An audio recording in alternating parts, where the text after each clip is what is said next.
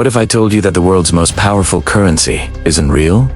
Not in the way you think. Because the dollar, the green paper that fuels global trade, topples governments, and decides the fate of entire economies, is at its core an illusion. An illusion so convincing that even nations addicted to it can't quit. But here's the mystery. How did a piece of paper become the world's ultimate drug? Why does every economic crisis somehow trace its roots back to it? And what happens when the illusion finally breaks? Stay with me, because the answer isn't just about money. It's about belief, and how belief became the most valuable commodity on Earth. To understand the dollar's power, we need to go back to when money had a heartbeat, the gold standard era. Once upon a time, each US dollar represented a fixed amount of gold, a promise, a guarantee, a link between paper and tangible value. In 1944, after the chaos of World War II, the world gathered in Bretton Woods, New Hampshire, to rebuild global finance. There, a quiet American bureaucrat named Harry Dexter White and a British economist named John Maynard Keynes debated the future of money. The result? The Bretton Woods Agreement, a system that crowned the US dollar as the central reserve currency, backed by gold. Every major nation pegged their currency to the dollar, and the dollar was pegged to gold. It was a pyramid of trust, with gold gleaming at the top.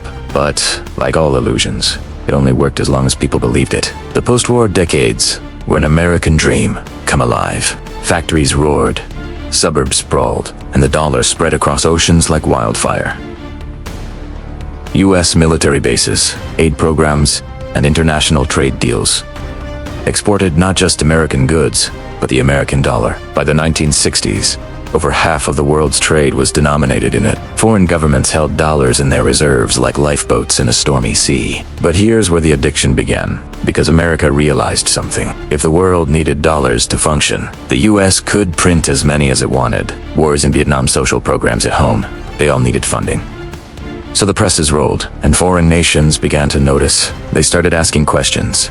If America keeps printing dollars, but the gold supply stays the same, is this system still honest? By 1971, the illusion cracked. Countries like France began demanding gold in exchange for their dollars, just as the system promised. But when President Richard Nixon looked at the books, he realized there wasn't enough gold to go around. The US had promised more gold than it physically had.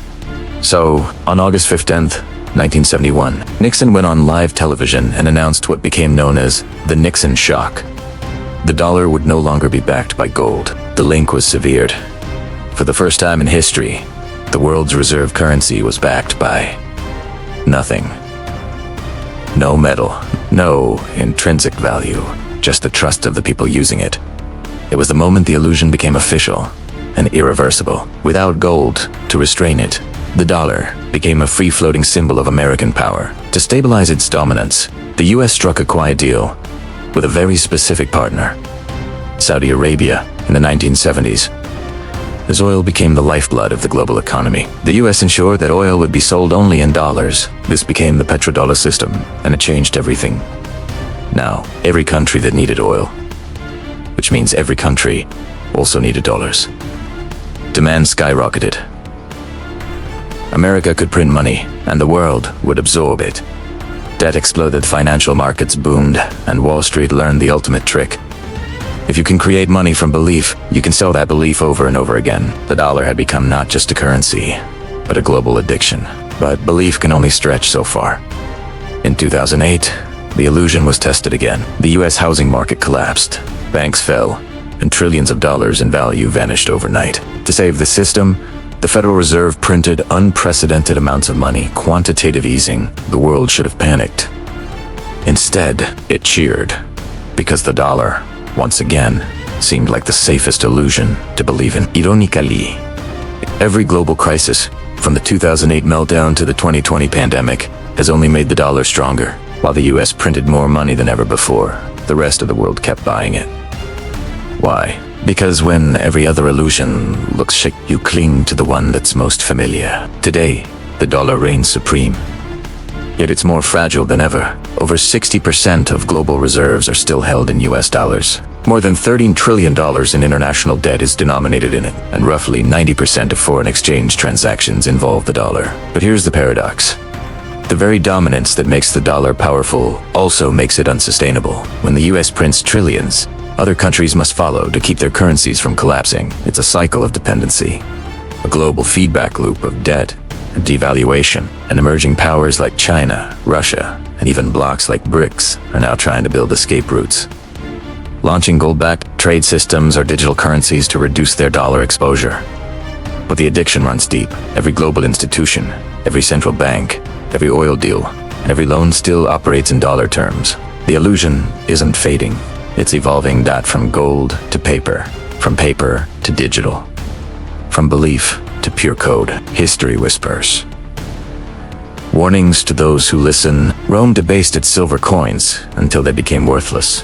Germany printed marks until they became wallpaper. Every empire that used its currency as a weapon eventually saw that weapon turn inward. And today, the US faces that same danger, not from enemies abroad, but from complacency within. When value becomes virtual, when trust replaces substance, and when printing replaces productivity, the illusion eventually demands a reckoning. So what can we learn from this story? This grand illusion of the dollar. 1. Money is only as real as the trust behind it. The dollar's power isn't in paper or policy. It is saying percept. 2. Addictions create dependence, even for nations. Once the world tied its fate to the dollar, there was no easy way out. 3. Every illusion eventually seeks truth. Whether through inflation, crisis, or reform, the system must one day balance belief with reality. The real question isn't whether the dollar will fall. It's whether the world can imagine something to replace it. Because until then, we'll keep chasing the same dream, printed, digital, and endlessly duplicated, hoping it never fades.